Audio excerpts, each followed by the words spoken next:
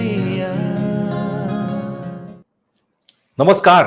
उधर India digital में आपका स्वागत है। मैं हूं अंशुमान आनंद। भारत का पंजाब प्रांत एक बदलाव के दौर से गुजर रहा है। पिछले कुछ दिनों में हमने देखा कि पंजाब में ईसाई मिशनरियों की गतिविधियां बहुत बढ़ गईं। उसके बाद कुछ ही चंद ही महीनों बाद खालिस्तानी आंदोलन फिर से पैर पसारने लगा।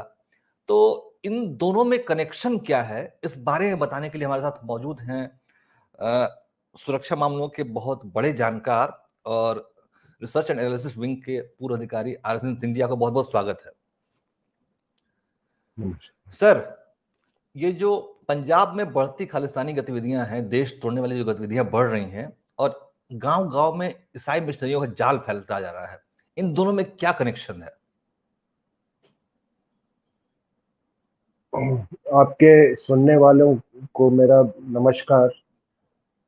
और अगर आप दोनों का कनेक्शन हमसे पूछते हैं तो आप देखें दोनों एक दूसरे पर निर्भर है, क्योंकि अगर आप पूरे सिख की जो नैरेटिव चली है उनके यहाँ, तो आज आज पश्चिम देश जो है या हमारी पश्चिमी दुनिया जो है वो सिख पंथ का एक अटूट हिस्सा बन गई।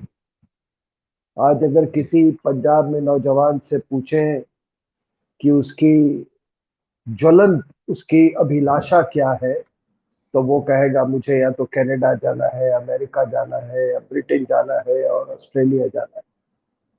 और ये मैं बहुत सालों से, क्योंकि मैं भारतीय सेना में था, पंजाब में मुझे काम करने का काफी मौका मिला, बॉर्डर एरियाज में मैंने काम किया, तो ये जो अभिलाषा जो है ये दिन पर दिन ये बढ़ती गई।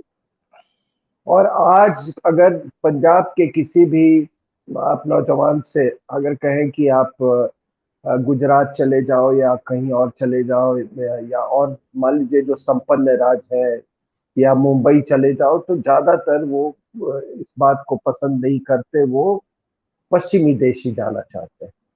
कनाडा। तो जब इस तरह की आकांक्षा हो और इस तरह की अभिलाषा हो, तो फिर इसमें फिर चर्च आ जाता है। अब चर्च इनको कहता है कि भाई अगर आप जाना चाहते हैं तो आपको हम मदद करेंगे और आप हमारी गतिविधियों में कोई अवरोध न डालें, किसी तरह का मतलब आप ऑपोजिशन नहीं क्रिएट करें हमारे लिए।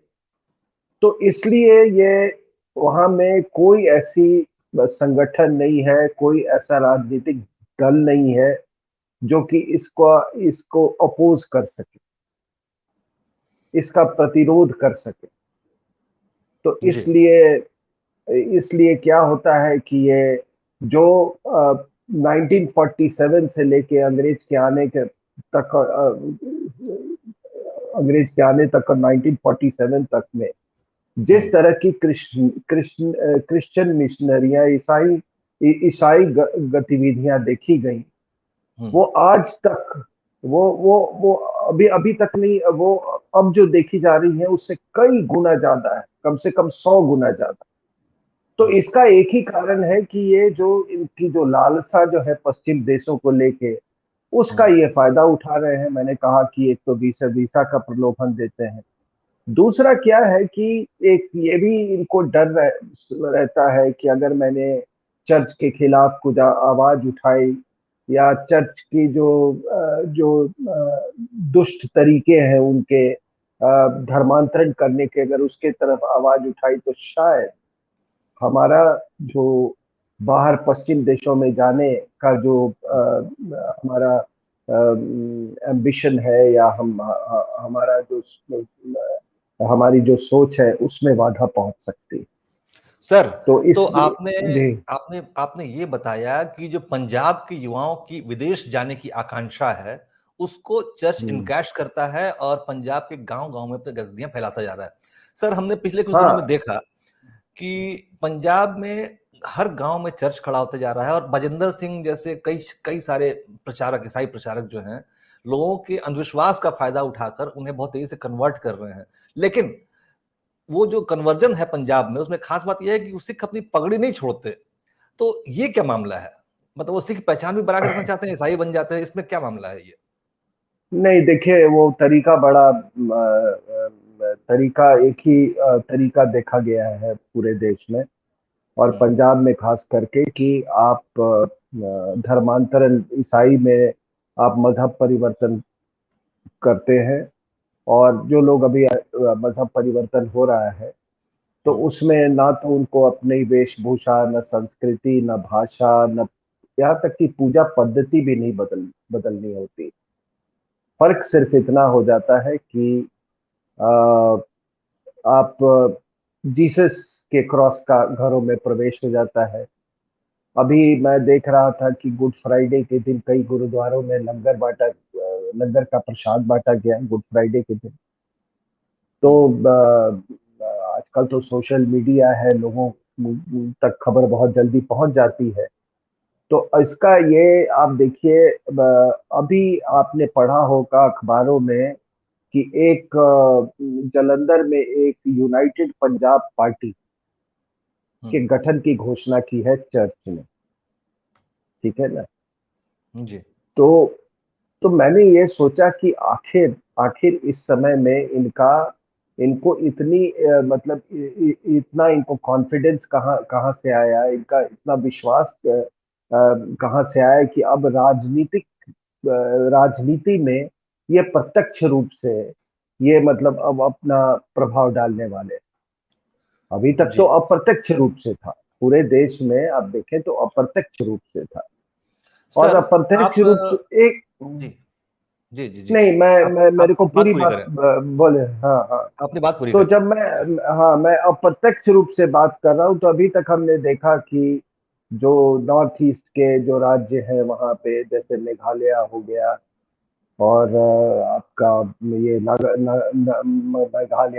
नागालैंड, मिजोरम, ये स्टेट्स या आंध्र प्रदेश, यहाँ पे अप्रत्यक्ष रूप से काम हो रहा था इनका, अप्रत्यक्ष जी। रूप से वहाँ की राजनीति में प्रभाव डाल रहे थे। लेकिन हुआ क्या, मतलब आपको ये प्रत्यक्ष और अप्रत्यक्ष का मैं एक उदाहरण देता हूँ कि इनका जरूर। राजनीति पर क्या प्रभाव है कि अरुणाचल प्रदेश में आपको याद होगा एक जेरीबॉम गैमलिन की एक सरकार थी। उस सरकार को रातों रात हटाया गया क्योंकि वो क्रिश्चियन धर्मांतरण को वो फैसिलिटेट नहीं कर रहे, वो अवरोध भी नहीं पैदा कर रहे थे तो फैसिलिटेट भी नहीं कर रहे। तब कुछ लोगों ने जो ये क्रिश्चियन जो चर्च है वहां की, उन्होंने पोप को फोन किया और पोप ने फिर, आपको मालूम है पोप में जो यहाँ कांग्रेस मुख्यालय की जो सबसे बड़ी ईसाई जो है उनको उनको फोन आया और रातों रात उनके कहने पर अरुणाचल में एक तिरप सेक्टर है जहां पर 7 नागा एमपीज हैं जो कि रिप्रेजेंट करते हैं। वो नागा जो प्रतिनिधित्व करते हैं वो सारे के सारे क्रिश्चियन हैं।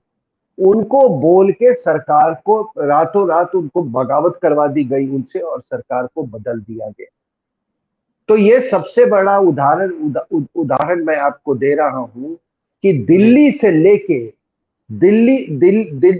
से लेके और सीमावर्ती क्षेत्रों तक किस तरह से चर्च का प्रभाव रहा है। जी लेकिन ये सब अप्रत्यक्ष था, दिस वाज इनविजिबल, ठीक है। ये जो यूनाइटेड पंजाब पार्टी का भी अखबारों में जो निकला है ये बिल्कुल प्रत्यक्ष रूप से है और ये इसलिए इनको ये विश्वास हुआ, इनको आत्मविश्वास हुआ कि अब हम राजनीति में आ सकते हैं क्योंकि ईसाई धर्मांतरण आग की तरफ, बिल्कुल it is spreading like wild fire, आग की तरफ फैल रही है। और मैं आपको बता दूं कि अगर आप 2011 का सेंसस देखें तो जी उसमें केवल 1.26% क्रिश्चियंस का ईसाई की जनसंख्या है। लेकिन वास्तविकता में वो इस बात पर क्लेम करते हैं कि उनकी संख्या अभी बढ़ के 15% हो गई और भारत वो में गलत नहीं नहीं नहीं, पंजाब की सिर्फ बात कर रहा हूं, सिर्फ पंजाब की। जी पंजाब की बात कर रहा हूं। और आपने आपने कहा कि वो किस तरह से, बिल्कुल आपने सही कहा कि वो आपको ऐसे नहीं, क्योंकि वो पगड़ी भी मानते हैं, ये दलित सिख की बात कर रहा हूं मैं, वो पगड़ी भी मानते हैं, दलित सिख ही नहीं और भी है इसमें, कि वो पगड़ी भी बांधते हैं, वो गुरुद्वारे भी जाते हैं, वो सब कुछ करते हैं। हाँ, संस्कृति वही रखते हैं अपनी, रीति रिवाज तो आप इतने सालों से जो चला रहा है उसको तो आप बदल बदल नहीं सकते। हाँ, मैंने कहा कि जीसस का घर में आगमन हो जाता है, और ये शब्द कीर्तन जितने होते हैं उसको उसको जो ईसाई थीम्स जो है उसके साथ उसको अलंकृत किया जाता है। तो आपने बाकी अपने यहाँ तो देखा कि भारतनाट्यम को किस तरह से उसको एक ईसाई दिशा देने की कोशिश कर रहे हैं, इंडियन क्लासिकल म्यूजिक को किस तरह से एक ईसाई, कुछ लोग उसको ईसाई का एक रास्ता देने की कोशिश करें, क्योंकि इनके यहाँ जिसकी 2000 साल ये इतिहास, उसके पास क्या रहेगा, इनके पास कुछ भी नहीं है। और शायद इसीलिए इसीलिए ये सनातन से इतना ज्यादा नफरत करते हैं। तो यहाँ पर क्या हुआ है कि ये 3 जिले जो है आपको, जी। गुरदासपुर, अमृतसर और फिरोजपुर, ये तीनों जिले जो है, ये तीनों जिले जो है यहाँ पर सबसे ज्यादा ईसाइयों की संख्या है। मतलब और मालवा के इलाका दुर्भाग्यवश खास तौर पे। ये सारे बॉर्डर इलाके हैं, इनका जी। पाकिस्तान के साथ इनका बॉर्डर लगा हुआ है। ठीक है, तो ये बॉर्डर इलाके में है। और सन 94 95 की बात है, मैं तो बॉर्डर पे 3 3 महीने 4 4 महीने हमारा मैं रहता था वहां पे, हमारा कुछ काम ऐसा था। तो ये पूरा मैं गुरदासपुर के उस समय भी मैं देखता था कि बिल्कुल बॉर्डर पे ये चर्च वहां पे मुझे दिखते थे। लेकिन आज क्या हुआ है कि ये आपको ये 2% से 15% की बात ये करते, क्योंकि ऑफिशियली ये आप अपने आप को ये क्रिश्चियन नहीं डिक्लेयर करते। ये जी। इसलिए क्योंकि क्योंकि इनको ये हमेशा भय सताता है कि कहीं अगर हमने डिक्लेयर कर दिया तो भारत के संविधान और भारत के सरकार के द्वारा जो तमाम सुविधाएं जो दी जाती हैं पिछड़े और दलितों को, वो शायद, या माइनॉरिटीज को, वो सुविधाएं जो है वो बंद बंद हो जाएंगी। तो इसलिए सरकारी नौकरी के लालच में, सुविधाओं के लालच में, वो पेपर पे अपने आप को सिख बताते हैं या दलित बताते हैं, लेकिन वास्तविकता में वो क्रिश्चियन बन गए। और ये आप आज मतलब ईसाई चर्च व्यापक हो गया है पूरे पंजाब में। छतों के ऊपर लोग अपने रूफ टॉप्स पे, छतों के ऊपर में उन्होंने इसका वो किया है, वहां चर्चेस खोल दिए हैं छतों के ऊपर में। तो ये जो मैंने कहा कि इसका अंदाजा आपको पहली नजर में नहीं मिलेगा। सर, एक इसको प्रश्न है पहले, दिमाग में। हाँ, ये जो हम देखते हैं, इन्होंने बड़े खास तौर पे सोशल मीडिया पे बहुत प्रचार जबरदस्त किया है, और छोटे छोटे ईसाई प्रचारक कैंप लगाते हैं और उसमें लोगों को ठीक चंगाई सभा और पता इस तरह की हर मतलब तरकीबें आजमाते हैं। इस पे कैसे नकेल कसी जा सकती है, और ये क्या है ये सिस्टम इनका? क्या मैंने वही कहा ना, नकेल कसने की बात है। नकेल आप तभी कस कौन कस सकता है इन पे? आप तो कन्वर्जन पे कोई कानूनी रूप से कोई रोक नहीं है, लेकिन फ्रॉडलेंट कन्वर्जन पे तो जरूर है। लेकिन मैंने शुरुआत में ही कही कि आखिर इनके इनके खिलाफ कार्रवाई करे तो कौन करे? जी। जितनी पॉलिटिकल पार्टी, जितनी राजनीतिक पार्टियां हैं, वो उस पर कैसे कार्रवाई करेंगी? क्योंकि उनको ये भी डर रहता है कि कहीं अगर हमने चर्च के खिलाफ कोई कार्रवाई की तो उसका असर जो बाहर में सिख बंधु हैं, कनाडा में, अमेरिका में, ऑस्ट्रेलिया में, वहां पर उन पर पड़ सकता है। तो चर्च इस बात का फायदा उठा रहा है। और आपको मैं एक बता दूं कि आपने देखा होगा, कई तरह की खबरें आ रही थी कि अभी जब अमरिंदर सिंह को हटाया गया तो एक शख्स चरणजीत सिंह चन्नी जी। को मुख्यमंत्री बनाया गया। जी। और लोग कहते हैं कि वो भी उसी तरीके से हैं तो सिख, हाँ, कागजों पे एक दलित सिख है, लेकिन वास्तविकता में वो एक ईसाई है, ऐसा कहने को मिला। कुछ लोगों ने कहा कि उनके घर में देखा गया कि बैकग्राउंड में एक क्रॉस भी लगा हुआ है, कुछ और भी वीडियो वो सोशल मीडिया पे चल रहे थे। तो उन्हीं के समय में आपने देखा कि किस तरह से फिरोजपुर के रास्ते में, शॉर्ट ऑफ फिरोजपुर, फिरोजपुर किस तरह से मोदी साहब के काफिलों को रोका गया और उनकी जी हत्या की पूरी पूरी योजना थी, ठीक है। और मैं आपको एक सुरक्षा कर्मी होने के नाते मैं आपको यकीनन बता सकता हूं कि ये एक तरह से उनकी हत्या को अंजाम देने के लिए पूरे राजनीतिक इंतजाम किए जा चुके थे। वरना आप बताइए, आप एक से मैं एक सवाल पूछता हूं कि अगर जी। मैडम सोनिया गांधी अगर वहां जाती तो क्या हम्म,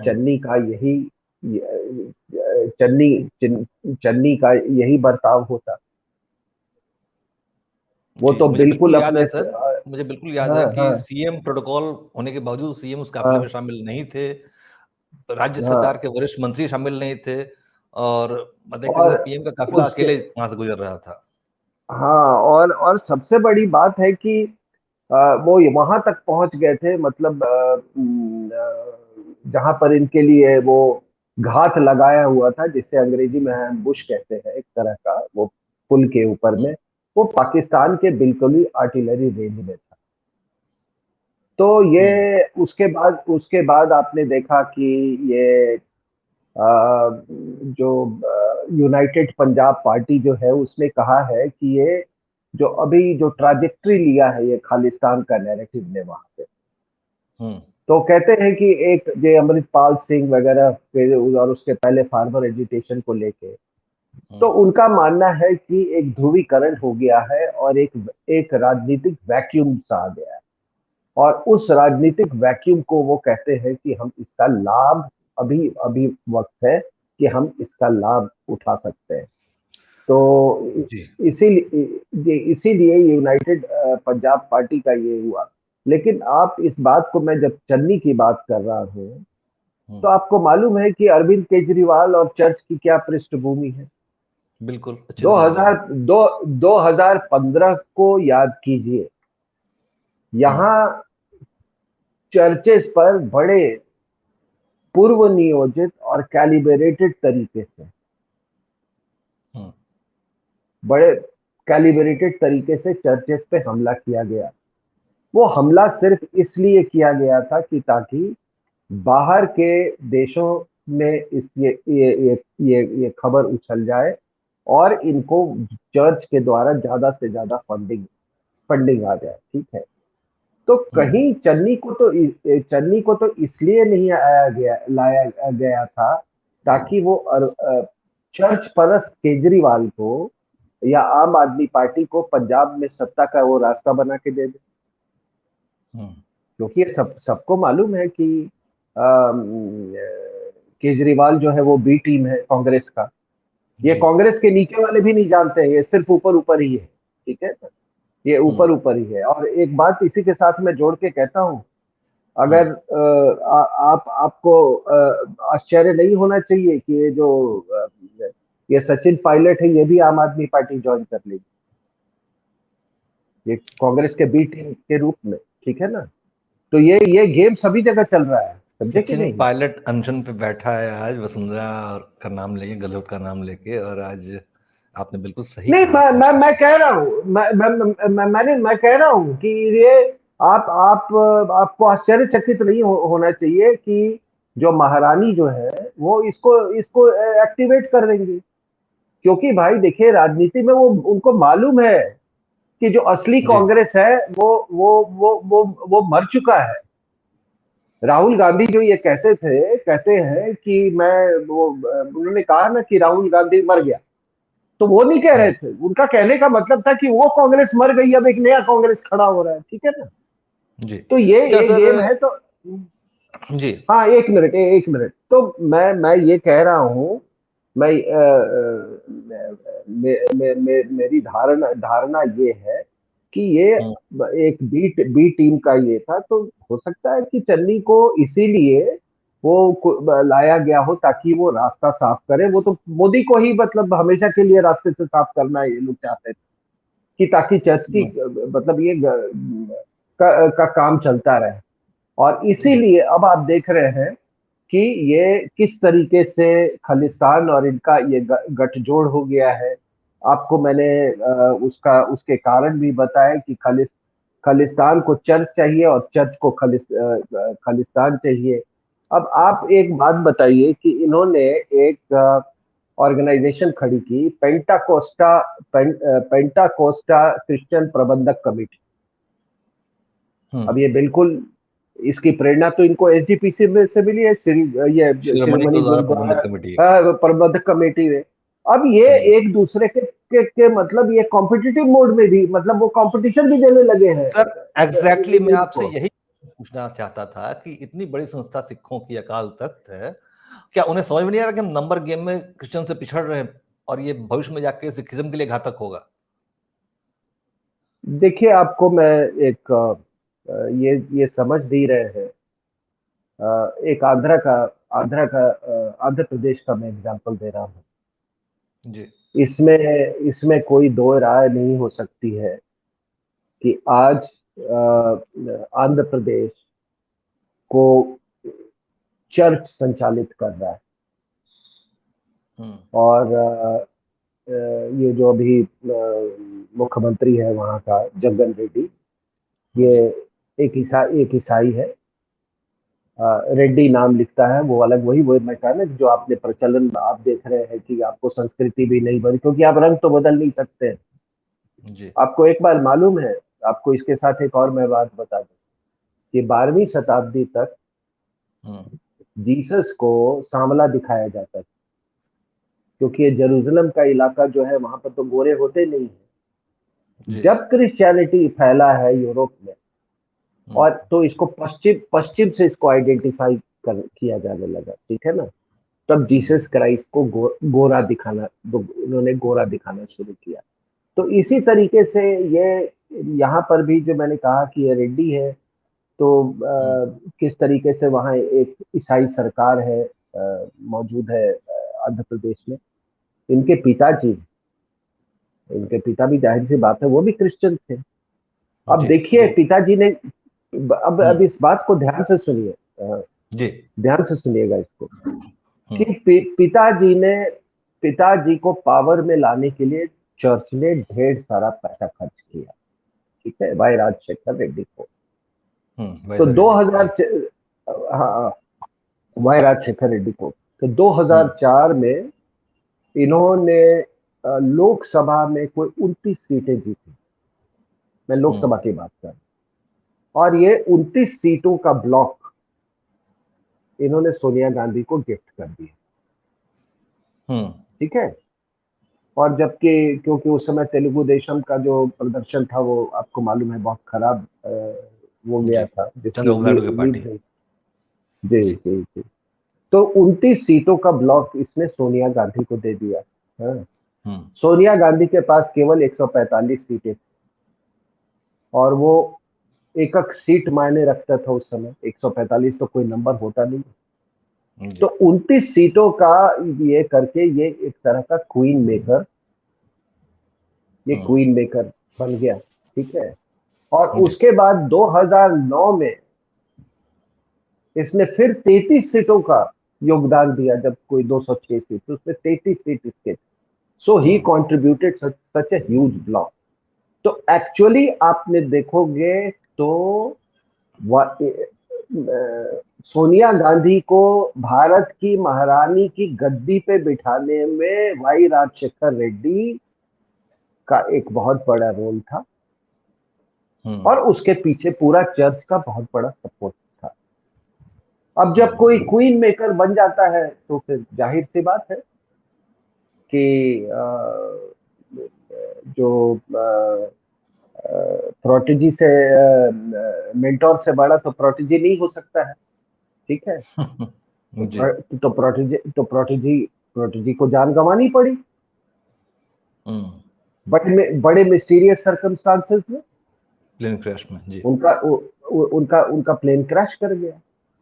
लेकिन ये आपके जो मैं ये बातें कह रहा हूं, मैं ये कह रहा हूं कि आप देखिए कि किस तरीके से धीरे धीरे धीरे, और ये पूरी यात्रा शुरू कहां से हुई। देखिए, जो पहला आदमी जो क्रिश्चियन बना आंध्र प्रदेश में, वो 1715 में था। उसका जी। नाम था हनुमंता रेड्डी। हम्म। ठीक है, उर्फ उर्फ मंडा रेड्डी। तो हनुमंता रेड्डी ने क्रिश्चियन मजहब में अपने वो उनका धर्म परिवर्तन हुआ। हम्म। एक्चुअली ये धर्म परिवर्तन वर्ड ही अलग है, लेकिन मैं इसको मैं बिल्कुल कहा समझ रहा हूँ सर, मतलब मैं आपकी बात से इत्तेफाक रखता हूँ हाँ कि हाँ ये धर्म नहीं है, हाँ धर्म सिर्फ सनातन है। हाँ बाकी ये हाँ हाँ रिलीजन है और मजहब है, जो एक हाँ। किताब और एक पैगंबर की बात करते हैं। तो अब सोचिए कि 1715 में जब वो रेड्डी, तो 30 रेड्डी परिवार जो थे, उनके उन्होंने भी उनके साथ अपना वो उन्होंने ईसाइयत को अपनाया। और ये हम्म। यात्रा वहां से शुरू हुई। और यात्रा आज देखिए, ये आज वहाँ चर्च जो है विराजमान है। वो ये जगन रेड्डी, और उसके पहले वाई राजशेखर रेड्डी थे। जी। तो चाहे पंजाब की बात करें, चाहे आप इसकी बात या आंध्र की बात करें, इससे एक ही सबक हमको मिलता है और एक ही संदेश मिलता है कि चर्च का अध्यात्म से यानी स्पिरिचुअलिज्म से कुछ लेना देना बिल्कुल। नहीं। ये सिर्फ और सिर्फ एक पॉलिटिकल प्रोजेक्ट, जी। सिर्फ और सिर्फ एक पॉलिटिकल प्रोजेक्ट है। और इस इनका जो मुख्य उद्देश्य है, हम्म। वो मुख्य उद्देश्य है भारत में ईसाई ईसाई राज जलाना। और इसके लिए वो वेक्टर्स इस्तेमाल करते हैं, इंस्ट्रूमेंट्स इस्तेमाल करते हैं, हथियार इस्तेमाल करते हैं। तो उनके हाथ में माओवादी जो है वो हथियार है। उनके हाथ में अब खालिस्तानी हथियार बन गए हैं। तो अगर मैं आपको कहूं कि, और जाहिर सी बात है, तो इसका जब जब इस तरह के, और एक बात और जान लीजिए जी। कि अस्थिरता के बिना, हम्म। विदाउट डिस्टेबलाइजेशन, हम्म। धर्मांतरण नहीं हो सकता है। इसलिए जी। माओवादी जो है वो हम्म। अस्थिरता पैदा करते हैं, उससे डिस्टेबलाइजेशन होता है। माओवादी जो है वो एक खालिस्तानी, वो अस्थिरता पैदा करते हैं। तो देखिए किस तरह से ये आग फैल रही है। आज अगर पूरे सिख इतिहास में अगर सबसे बड़ी चुनौती हम्म। सिख पंथ को है, तो वो चर्चिस से है। सर, और मेरा वही इसमें से प्रश्न वो, था आपसे कि क्या अकाल तख्त से चुनौती को समझ नहीं पा रहा है, वो क्या क्या मजबूरी क्या है उसकी, जो वो रिएक्ट नहीं कर रहा है इस पे। मैं मजबूरी आपको बताया ना, फिर इतना वही बड़ा कि विदेश, हाँ, विदेश जाने का मोह। मैं बहुत बड़ा ये सिख डायस्पोरा जो है, ये सिख हम्म। डायस्पोरा के पास पास बहुत पैसा है। अरे मैं तो 83-84 में देखता था पंजाब में। मैंने तो बड़े नजदीक से ये सब देखा है। तो अभी सिख डायस्पोरा जो है वो इतना बढ़ चुका है। तो उनको हम्म। ये लगता है, वहां से इन पर प्रेशर आने लगता है कि भाई देखो यार, कुछ कार्रवाई मत करो, क्योंकि उन पर प्रेशर डाला जाता है कि तुम क्यों ये कर रहे हो। तो आप देखोगे कि चर्च जो है, मतलब ये चर्च से इतना ज्यादा एक्सप्लॉइट हो रहे हैं कि ये चर्च के खिलाफ कुछ नहीं बोलते हैं, लेकिन और हिंदू चर्च उनके घड़े बाहर, कुतर रहा है उसके पीछे। नहीं, चर्च के कहने पर ये किसी पर भी अपने हिंदू मंदिरों पर, हिंदुओं पर हमला करने को तैयार है।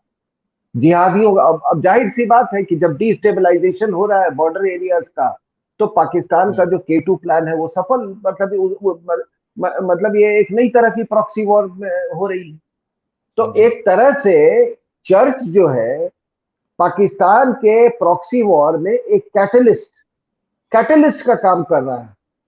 हम्म। आप समझ रहे हैं इस बात को। मतलब ये पूर्ण इनका रूप से जी, बात ये है कि सारे भारत विरोधी जो हैं, सनातन विरोधी, भारत विरोधी एक प्लेटफॉर्म पे इकट्ठा होके अपने गलत मंसूबों को के लिए प्रयास कर रहे हैं। मूल बात यही है। आपने बिल्कुल सही कहा। अब सर चूंकि आप एक वरिष्ठ अधिकारी हैं, रहे हैं और आप खुफिया विभाग में काम कर चुके हैं, एक समाधान बताइए, दर्शकों को बताइए कि समस्या का समाधान क्या है। ये चर्च के जो खूनी पंजे, मतलब मैं यूपी में भी देखता हूँ कि जो ट्राइबल बेल्ट है, चुनार डाला इलाकों में, वो वहां पे गांव के गांव क्रिश्चियन बनते चले जा रहे हैं, कैमूर के इलाकों में।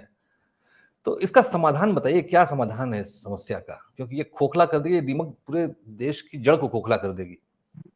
देखिए, इसका एक हमारी जो व्यवस्था है उसको ये महसूस होना चाहिए कि जब भी धर्मांतरण होता है तो ये सिर्फ आपकी आस्था की बात नहीं।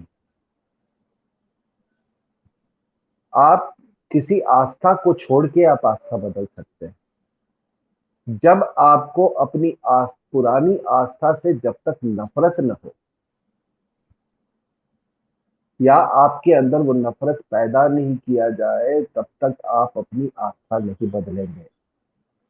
इसलिए माननीय जज साहब ने एक अपने सुप्रीम कोर्ट में कहा, ये हेट स्पीच का बात उठाई और इसको बोला कि आप सुओ मोटो एक्शन ले सकते हैं। तो माननीय जज साहब से मेरा विनती है कि थोड़ा इस पर दोबारा सोच ले, क्योंकि अगर पुलिस ये कार्रवाई सचमुच में करती है सुओ मोटो, तो सारे चर्च बंद हो जाएंगे।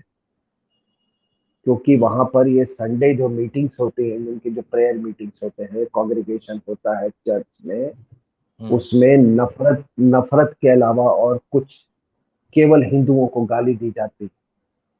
मैंने खुद सुना। तुम लोग जो ये बैद्यनाथ धाम जाते हो, सब नरक में जाओगे। अपने दूध वाले को बोलो, अपने वो कबाड़ी वाले को बोलो कि ये सब नरक, ऐसी ऐसी ऐसी ऐसी बातें की जाती है। देखिए नहीं, तो जो स्वामी विवेकानंद कहते हैं कि आप जब धर्मांतरण करते हैं तो आप एक केवल धर्मांतरण नहीं, आप एक हिंदू विरोधी, शत्रु भी एक पैदा कर राष्ट्र देते विरोधी, हैं। एक शत्रु शत्रु भी पैदा करते हैं। जी। और जहां तक इसको रोकने की बात है, तो देखिए साहब, ये कितना बड़ा पाप हो रहा है हिंदुस्तान के साथ। पाकिस्तान में कुछ नहीं कर सकते, इस्लामिक देशों में कुछ नहीं कर सकते, क्योंकि वहां वो पिट जाएंगे, पिट ही नहीं जाएंगे, सर तन से जुदा हो जाएगा इनका। ये भारत क्या, मतलब हम क्या, हम कोई यहाँ पे कोई, क्या मैं व्याख्या करूं कि क्या ये देश एक वही जमीन का टुकड़ा हो गया है कि कोई भी है और आके अपना मजहब का शिकार करे यहाँ पे। सर और देखिए, और एक बात मैं और देखिए, आज जी एक बात और आज आप एक बात और देखिए, ना तो इनके पास कोई संगीत, ना विज्ञान। आपको मालूम है बाइबल कहती है कि धरती चपटी है। आज जी भी एक सोसाइटी है,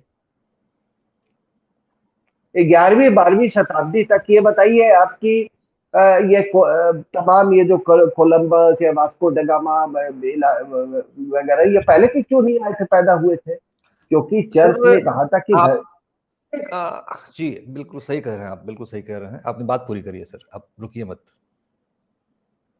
नहीं, मैं कह रहा हूं कि तो ना तो इनके यहाँ विज्ञान, वो कहते थे कि धरती चपटी है, अगर समुद्र में जाओगे गिर जाओगे।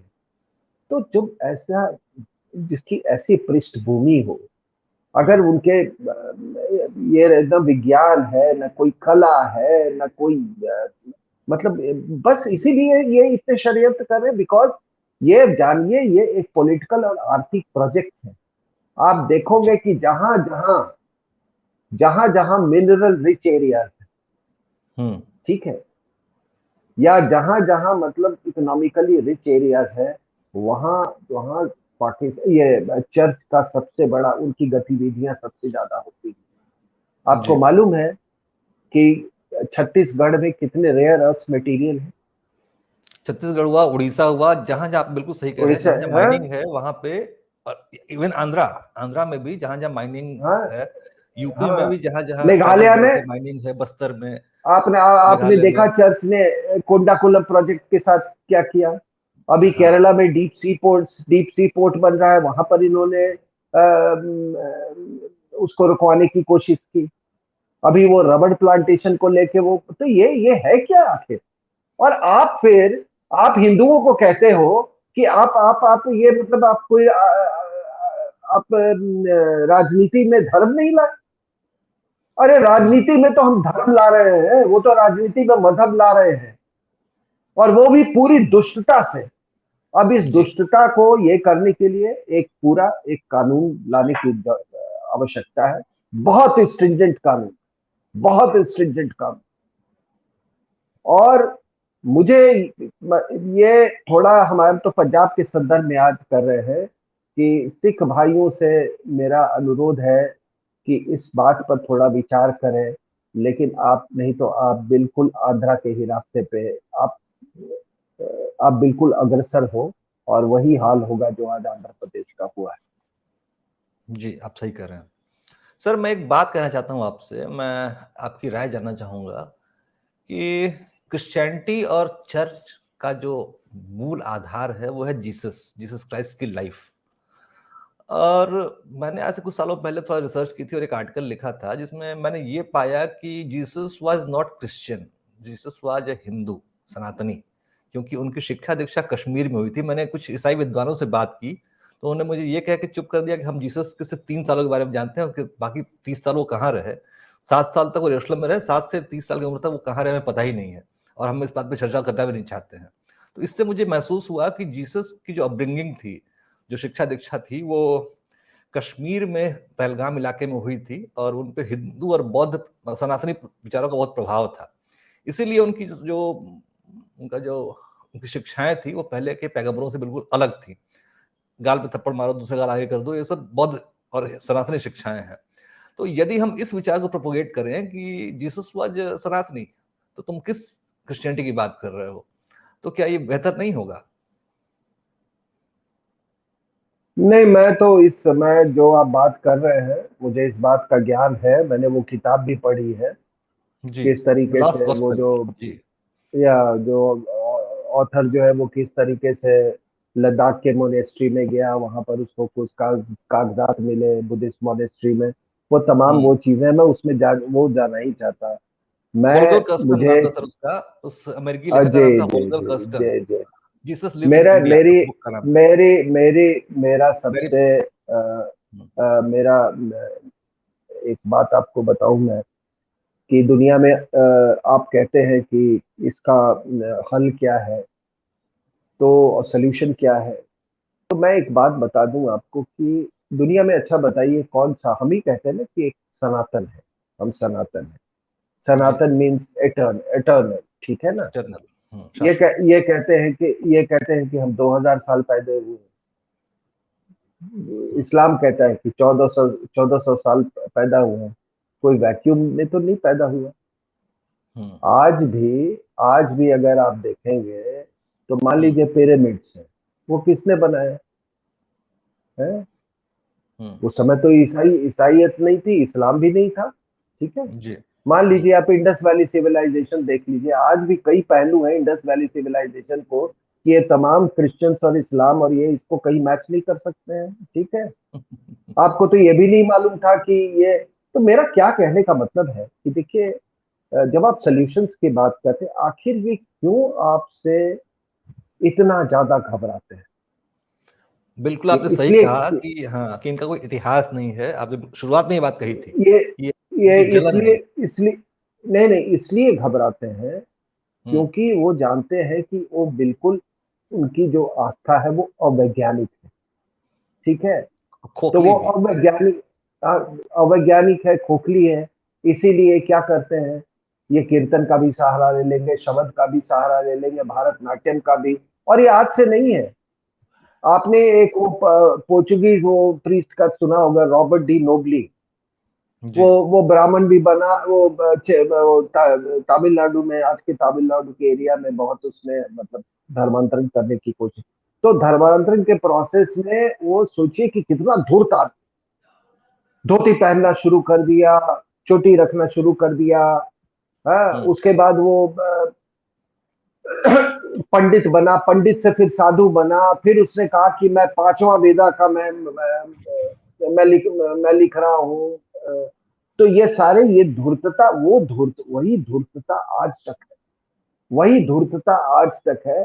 आप किसी को तो मेरा कहने का मतलब है कि देखिए, और पूरे हमारे जो जज साहब है और सरकार में लोग हैं कि साहब सुनो, जब आप अपने आप को सनातन कहते हैं और हम सनातनी हैं, तो क्या मतलब है कि कोई कुछ भी कहीं कोई पैदा हो जाए 1400 साल पहले, 2000 साल पहले, अभी 20-25 साल से कोई और एक पैदा हो गया है, ठीक है ना, जिसका हमारे बाप ने भी नहीं सुना था। वो एक नया फिनोमिनन देखने को मिल रहा है, ठीक है ना, वो महाराष्ट्र वाला जो है, ठीक है। तो तो हम सनातनी को क्या हमने सबसे मार खाने का ठेका ले रखा है? और याद रखिएगा, अगर मजहब की एक तारीख होती है ना पैदा होने की, तो हर चीज जो पैदा होता है वो मरता भी है, ठीक है। बिल्कुल। And may I ask the government और ऑनरेबल जजेस जी। कि ये बताइए कि क्या आप सर्टिफिकेट लिख के दे सकते हैं कि आखिरी आखिरी धर्म पैदा हो गया, मजहब पैदा हो गया? अगर कल को कुछ लोग कहें कि मैं दीन इलाही, हमारा दीन इलाही है, हमारे दीन इलाही में 7 शादियां अलाउड है, हमारे वो भी अलाउड है, सब कुछ अलाउड है, समलैंगिक शादी भी अलाउड है दीन इलाही रिलीजन में, हमने 10 आदमी ने मिलके, तो क्या आप उसको मान्यता दे देंगे? और उसको आप सेक्युलरिज्म बोलते हैं? जी। बिल्कुल साहब सही। ये देखिए, किसी भी देश में इस तरह की सेक्रेट ज्योग्राफी नहीं है। हमारे मंदिरें केवल नहीं है, हमारे लिए तो पूरे नदियां हमारी मंदिर है, गंगा हमारी माता है, हिमालय में शिव का वास है, हम्म। ठीक है। बिल्कुल सही रामेश्वर कहा आपने सर। रामेश्वर में, हाँ हाँ। तो आप ये आप भारत की कृपया ये अंग्रेजों द्वारा जो टेम्पलेट है, वो टेम्पलेट माननीय जज साहब लोग छोड़ दीजिए वहां पे, बहुत अंग्रेजी हो गया, जी। बहुत अंग्रेजी हो गया। आप आपके गंगा को गैंजिस बोलने से और हिमालय को हिमालयाज बोलने से और राम को रामा बोलने से आपके आप नहीं बदल गए हैं। आपके पूर्वज राम बोलते थे, गंगा बोलते थे, जी। सही हैं? कहा आपने। हिमालय हिमालय बोलते थे। ये जी। अंग्रेजी अपने पास रखिए और ये बात मुझे बताइए कि क्या आप ये सर्टिफाई कर सकते हैं कि अब दुनिया में आखिरी मजहब पैदा हो गया? अगर नहीं हुआ है तो एक मजहब ऐसा भी हो सकता है कि चर्च हटाओ, चर्च हटाओ करके एक कोई मजहब हम खड़ा कर देते हैं। जरूर सर, जरूर। तो वैसे आपने सारी इस बहस के दौरान एक बहुत बहुत विशेष बात कही, मैं उसको दोहराना चाहूंगा। आप डिस्कशन का अंत करते हैं कि जिसके पैदा होने की तारीख है, उसके अंत की भी तारीख तय है। तो मैं उम्मीद करता हूं कि दर्शक इस बात को समझ गए देखिए, होंगे।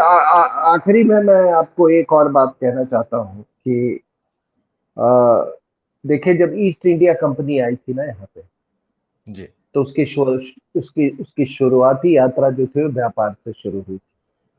हम्म।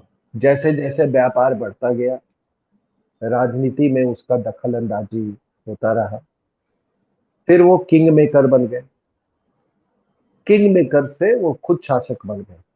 उसी तरीके से आज पंजाब में जो हो रहा है, समझ रहे हैं, आज वो जी। किंग मेकर बन आज वो किंग मेकर बन चुके हैं। आज वो किंग मेकर बन चुके हैं।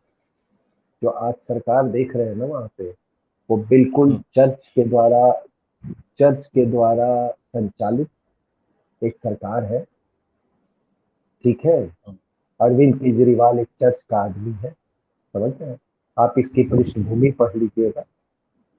क्या इसने मदर टेरेसा के साथ नहीं काम किया?